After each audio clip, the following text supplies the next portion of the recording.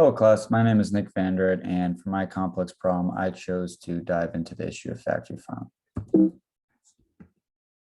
So a basic introduction for factory farming. Factory farming is the biggest cause of animal cruelty on the planet. Animals confined in tight spaces endure unimaginable suffering and threaten human health. Organizations like Peta, which is an organization that I used in a lot of my essays for my complex problem, is a well-known organization that aims to end factory farming and also animal abuse and promote a better way of protecting our environment. So basic definition of what factory farming is. Factory farming is an industrial operation that aims to raise large amounts of animals for food purposes. These factories' main focus is profit and efficiency, so they can generate as much money as possible. And from one of my readings by Jonathan Anomaly, who works with public health ethics, gives a broad definition of what factory farming is, which I think encaptures factory farming well. He says, raising livestock in densely populated environments, often called concentrated animal feeding operations. So obviously the biggest problem with factory farming is animals facing unimaginable suffering. This is due to them being put into confined spaces. As you can see, these chickens on the left can barely move. There's hundreds of them piled up on top of each other. These pigs are put into cages, fenced off, and don't really have space at all to move and graze like they should. These animals are also being tortured and slaughtered. As you can see here on the right, these cows are lined up and being burnt for some reason.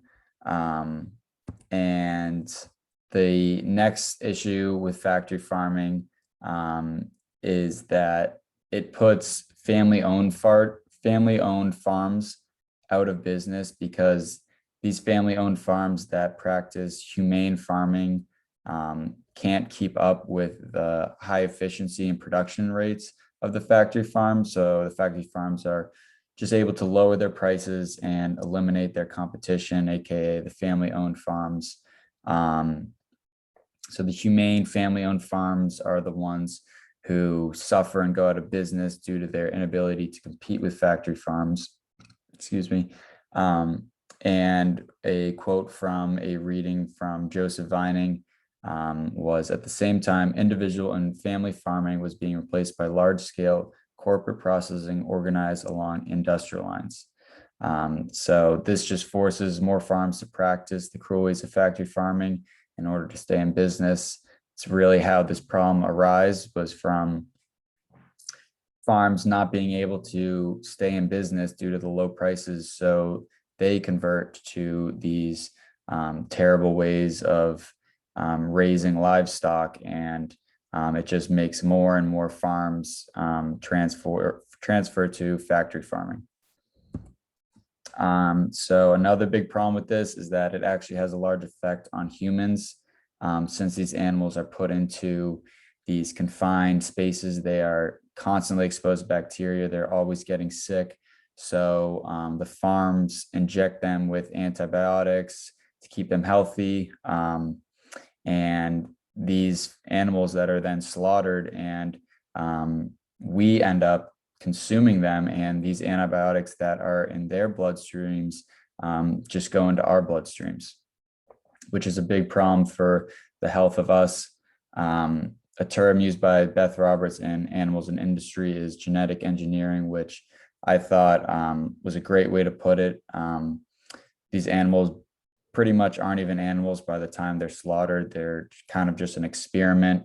Their blood is full of antibiotics and steroids. They use steroids very often to make these animals grow up way faster than they should. So why does factory farming still exist? Farms are able to generate lots of money because of how cheap it is, how efficient, and how it really doesn't depend on human labor whatsoever.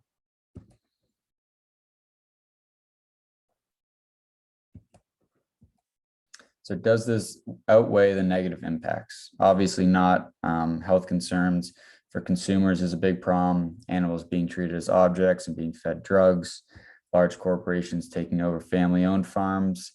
And something else that I learned from one of the readings was that it, contributes to a large amount of toxic gases in the atmosphere. According to Gilliland, specifically, it accounts for 9% of all human-induced emissions of carbon dioxide, 37% of all methane emissions, and 65% of all emissions of nitrous oxide, which has almost 300 times the global warming power of carbon dioxide. So this is something I was very surprised about. I was surprised that somehow factory farming is still exists when it is contributing to these toxic gases, which is already a big issue for our world. And this is a quick video.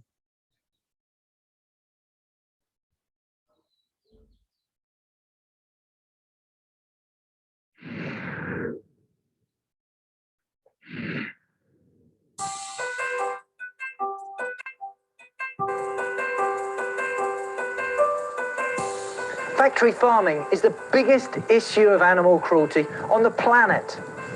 Every year we rear and slaughter over 60 billion farm animals for food.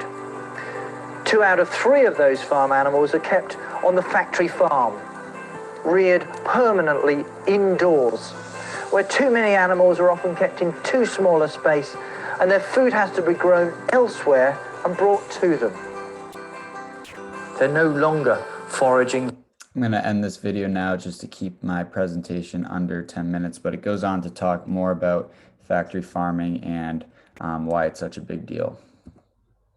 So what can you do to help?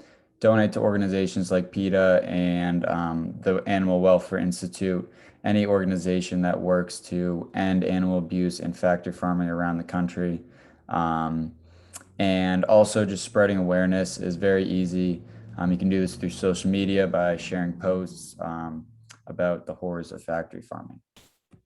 And that is all. Thank you for listening.